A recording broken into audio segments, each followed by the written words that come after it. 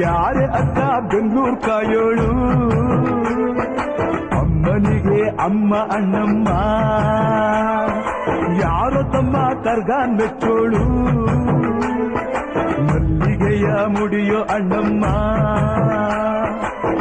ಬರುತ್ತೀನೆಂದರೆ ಇಲ್ಲಿಗೆ ಬರೋ ತನಕ ಮೌನಿ ಕೊಡುತ್ತೀನೆಂದರೆ ಹರಕೆ ಕೊಡೋ ತನಕ ಕೋಪಿ ಆಡಿದ ಮಾತನ್ನು ನೀಡಿರೋ ಭಕ್ತರ ಇವಳಿಗೆ ಇಷ್ಟ ಇಷ್ಟ.